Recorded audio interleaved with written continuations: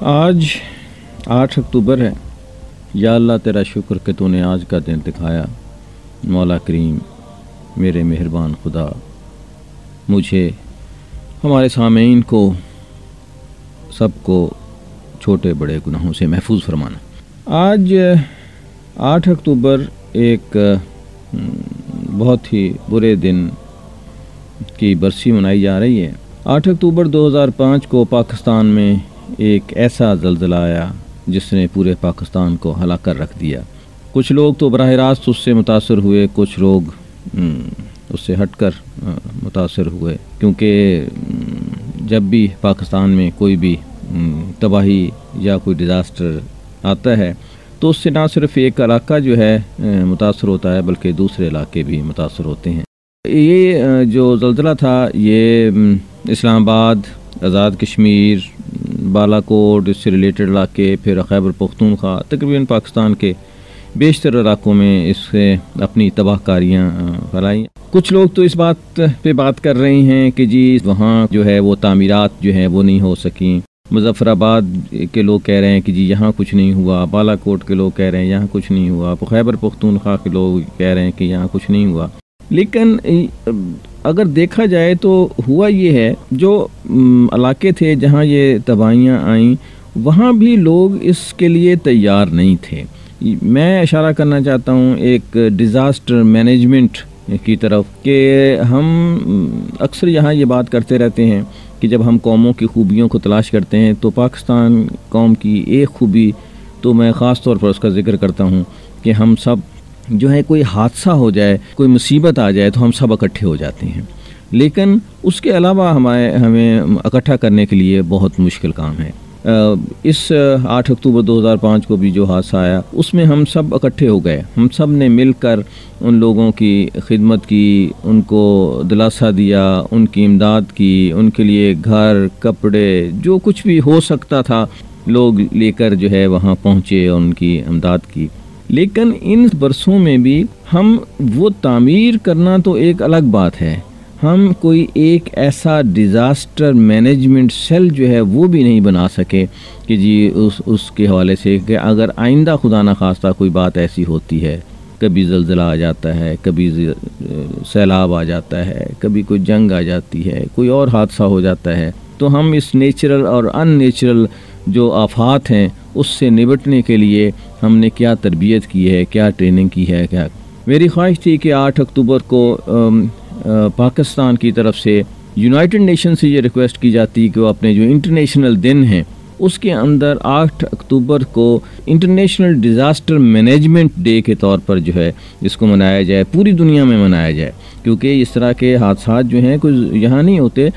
ہر آدمی کو، ہر قوم کو اس کے لیے تیار رہنا چاہیے، اور جب ایسا کوئی حادثہ ہو جائے تو وہ اسے منانے کی اور اس سے نبٹنے کی کوشش کرنی چاہیے۔ میری دعا ہے کہ اللہ تعالیٰ اس طرح کے آفات سے ہمیں بچائے، اور پاکستانی حکومت سے درخواست ہی کر سکتا ہوں کہ وہ اس دن کو قومی سطح پر پہلے منانا شروع کرے اور پھر اس کی ریکویسٹ کرے یونائٹڈ نیشن سے کہ 8 اکتوبر کو انٹرنیشنل ڈیزاسٹر مینجمنٹ ڈے جو ہے وہ اس کے طور پر منایا جائے۔ دوسرا جی آج اہم دن ہے، ایک قوم کا یوم آزادی ہے۔ یہ یوم آزادی جو ہے، جو ملک ہے وہ ہے کروشیا۔ اچھا، اس کے میں آپ کو سپیلنگ جو ہے کچھ بتاتا ہوں، یہ ہے CROATIA۔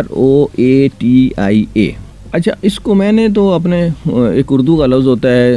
خواتین خاص طور پر سمجھتی ہیں جسے کروشیا کہتے ہیں، تو میں نے بھی اس کو کروشیا کہہ دیا ہے، لیکن یہ اس کا جو پروناؤنس ہے صحیح شاید ہی کوئی کر سکے، کیونکہ کسی جگہ تو اس کو لکھا ہے کروشیا، پھر کہیں لکھا ہے KROH کروشیا، اور کہیں جگہ کو ہارسکیا، تو یہ یوگوسلاوین اور وہاں کی جو لوکل زبان ہے اس کا لفظ ہے، لیکن اردو میں چونکہ اس کو CROATIA کروشیا یا کروشیا، کیونکہ اس جگہ پہ SHE بھی لکھا ہے اس کو، تو کروشیا جو ہے اس کو یہ سینٹرل یورپ جو ہے وہاں کا ایک ملک ہے، سرب ہو گیا اور ہرزگوینہ اور اس طرح کے ملکوں کے ساتھ یہ لگا ہوا ایک ملک ہے۔ کوئی 7ویں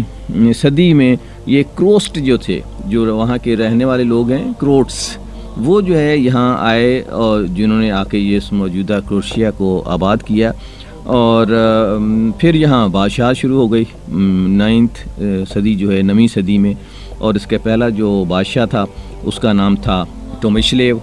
اور یہ مطلب پہلا بادشاہ بنا کوئی 925 عیسوی کی بات ہے، اور اس طرح سے یہ ملک جو ہے ایک وقت میں مرج ہو گیا ہنگری اور اس طرح سے کنگڈم آف یوگوسلاویا جو بنائی گئی، جس میں سرب اور جتنے لوگ یہ آسٹریا سے الگ ہوئے وہ ایک نئی بادشاہت کا حصہ بن گئے، جسے کنگڈم آف یوگوسلاویا یا سلطنت یوگوسلاویا کہتے ہیں۔ پھر جہاں جو ہے اس کو دوسری جنگ عظیم کے بعد جو تھا ایک ممبر بن گیا اس کی یوگوسلاویا کی سوشلسٹ اسٹیٹ کا، اور کچھ جون 1991 میں کروشیا جو ہے اس نے آزادی کا اعلان کیا۔ آپ کو معلوم ہے جب یوگوسلاویا ٹوٹا ہے تو وہاں چھوٹی چھوٹی اور بہت ساری ریاستیں تھیں، جس میں مسلمان ریاستیں بھی تھیں اور غیر مسلم ریاستیں بھی تھیں، تو وہ الگ الگ ہو گئیں۔ 8 اکتوبر کو انہوں نے انڈیپینڈنس کا اعلان کیا اور اس طرح سے ایک الگ ملک بن گیا، یورپ کا حصہ ہے۔ اس کی جو معیشت ہے وہ اس کی انکم بہت ہائی سائڈ ہے، ایک امیر ملک جسے کہہ سکتے ہیں آپ وہ ہے، یونائٹڈ نیشن کا ممبر ہے اور نیٹو کا ممبر ہے۔ اس طرح بہت ساری ٹریڈ آرگنائزیشن ہیں جو کہ امریکن اور یورپ کی جو ہیں ان کا یہ ممبر ہے۔ نیٹو جو فورسز افغانستان میں لڑ رہی ہیں وہاں بھی اس نے کنٹریبیوٹ کیا، چونکہ نیٹو کی فورسز ہیں تو یہ نیٹو کا ممبر ہے، تو اس لیے جو کروشیا ہے اس کی بھی فوجیں جو ہیں وہ اس میں شامل ہیں۔ صاف ظاہر ہے جو افغانستان میں اپنی فوجیں بھیج رہا ہے نیٹو کے مشن میں وہ امیر ملک ہی ہونا چاہیے۔ ٹورزم اس کی بہت خاص پیداوار ہے، یوں سمجھ لیں سورس آف انکم ہے، اور یہ دنیا کے 18ویں ان ملکوں میں شامل ہے، پاپولر ٹورسٹ ڈیسٹینیشن جسے ہم کہتے ہیں، کہ جہاں سیاح جانا پسند کرتے ہیں۔ اگر اس کی رینکنگ کی جائے تو دنیا کے میں یہ 18واں ملک جو ہے وہ آتا ہے۔ اور اگر میں اکثر کہتا ہوں یہاں کہ اگر پاکستان میں امن ہو جائے تو پاکستان پہلے ٹاپ 5 نمبرز میں آ سکتا ہے، کیونکہ جو خوبصورتی پاکستان کو اللہ تعالیٰ نے عطا کی ہے یہ دنیا اسی سے خائف ہے جو یہاں امن نہیں ہونے دیتی آج۔